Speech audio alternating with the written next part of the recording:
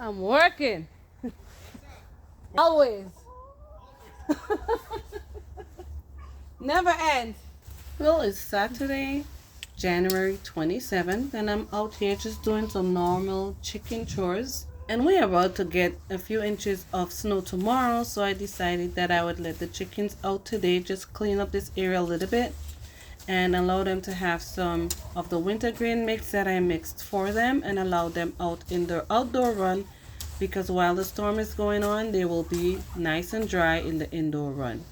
So what I'm doing here is just gathering these leaves. It's wet and it's soggy, even if you don't see any puddles here. And that's because this is an outdoor run.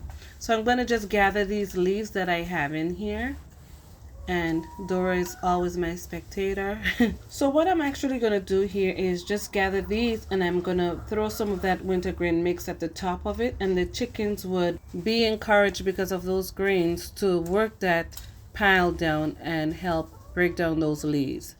So I'm going to make two piles out here, and that's because I have some chicken breeds that are more docile, so I give them a chance to actually enjoy some of those grains while the more active dominant chicken breeds work down the other pile. Now the leaves are heavy because it's compact and it's wet, so I gotta use all of my girl muscles and rake these leaves up into two separate piles. So this material here in the outdoor run, even the ones that are in the indoor run, I'm actually gonna dump them on my compost pile in the spring, and I'm gonna layer them and do hot composting with them, because this already have carbon in it, and it also does have nitrogen in it, because the chickens been walking around pooping in this stuff for months. And so I'm gonna add some grass cuttings in the spring and allow this to heat up really nicely and compost it and break it down so I can add it to my raised beds. Now the ones that I did last year, it's actually on the compost pile right now. It's not hot at all. It's winter time and it's difficult to keep that hot and going. And this is why I compost in the spring. So it's pretty much broken down. And even though I've added dry leaves to this in the fall, it'll be totally fine for me to put the material that I have on my compost pile currently into my garden beds come springtime, because I didn't add any chicken poop to it once that has, heated up and broken down over the past few months. The dry leaves that I put in the fall will just simply break down and it would not burn the plant at all. It's the chicken poop that has to be broken down first before you add it to your garden beds, to your grow bags, or what have you. Chicken poop contains nitrogen, potassium, phosphorus, calcium, and also rich in organic matter. But at the same time, you have to allow that to break down because of the uric acid it contains.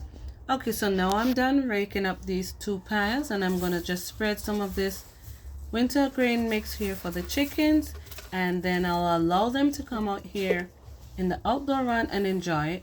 Get rid of Dora, of course. And then let me just close this gate, even though I don't think she's gonna hurt the chickens, because I just want them to be comfortable coming out here and pecking on their grains in their space, enjoying their space, because it's for the chickens, not for the dog. So here they come, and I'm sure they know that they have a treat here waiting for them already. Look at them, they went right to the pile. Yep. So everybody knows their position in the flock, and so the position they're in right now is where they know they ought to be, because they're not gonna go with the big girls and peck around and be messing with the grains. Even though there's enough there for them, they're not gonna go mess with the big girls because they'll get checked real quick. This here is also my time to observe the chickens. Just stand there and watch them and observe their behavior to see if there's any fighting, if there's any feather pecking, because different actions of these chickens can have a different meaning. If there's severe feather pecking, then you know that they're looking for extra protein.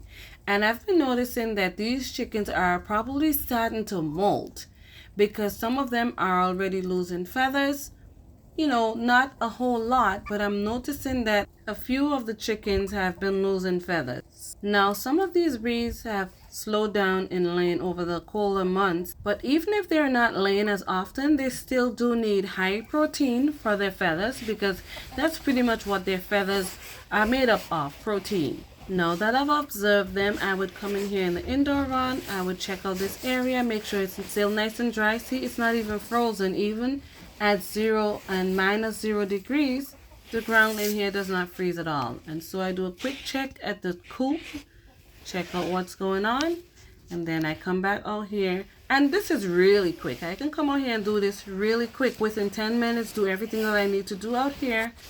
Do my checks. They still dust bathe in here, as you can see the indentation in the dust under there. I checked the nipples, and someone had a comment in one of my videos pretty much stating that I got them lost with the heat lamps that I have here for the water system that we have set up. But this water system here that we have set up, we added this heating tape here to the piping. We insulated this 55-gallon drum. And we have the heat lamps because we have gone under a 4-day stretch of -0 degrees temperature, and it gets freezing here in our area. And so we have this heating tape on the pipes so that the nipples won't freeze. And as you can see right here, we still have water coming through it. And let me just show you. Right here, we still have water, so the chickens are able to get water. Even though I do have smaller waterers that are electrical and we can plug it in, we set it up this way, and we were actually able to go on a 2-week vacation and make sure the chickens had adequate water supply. And so these 2 heat lamps here was just to make sure that the chickens would have water and this would not be frozen while we were gone. And like I mentioned in one of my previous videos, we had a friend collect our eggs for us and keep an eye on our chickens. We had absolutely no issues, so this setup here actually worked in the winter for us. Alright, now enough about that. I'm going to go check on the nest box, see if the chickens have started laying. And yes, it's early in the morning, but they're doing a good job even though it's the middle of winter. And they are happy out here now, enjoying their scratch greens with even more room. And they're happy to be outdoors. They are cold hardy birds. I choose my breeds precisely, and I make sure they are both cold hardy and heat tolerant birds, because that's very important when choosing the breeds that you would want to have, just to make sure that they would thrive in your type of weather. Yes, you would have to make adjustments, because sometimes you may get a breed that has a large comb and wattle, and this is really dangerous for them in the winter time, especially if you have a good stretch of cold weather, because they would definitely get frostbite. And I have seen that over the years raising certain breeds of chickens, and so I pay attention also to that, and I am very keen with putting focus on the type of breeds I have and their characteristics and what they're able to tolerate and thrive in as far as climate and different types of temperatures. Now, if you notice right here, this bird right here is losing feathers. And guys, all I have to do is adjust their feed. Currently, they are on layer feed and also the wintergreen mix I made for them. But that's basically for them to keep warm, because once the gizzards start working, it would keep the heat in the body and heat up their little bodies and keep them nice and warm in there even without supplemental heat. But now that I can see they're losing feathers, I am actually going to get a higher protein meal for them. And what I use is either meat bird feed or starter grower feed. And the meat bird feed is 22%, the starter grower feed is 20%. So because they are getting the supplemental grains that contains extra protein in it, because I've also added a good amount of mealworms in there. But once I notice that they're still losing feathers, then I would think that the protein content that they're receiving from what they're eating is not enough for them at this point. So then I would turn to giving them actual high protein feed. So this is all for now, and I hope you do enjoy this video. If you do have any questions or suggestions, please leave it in the comments section below. And please don't forget to like, share, and subscribe if you haven't. And as always, thank you for watching, and I'll see you on the next upload.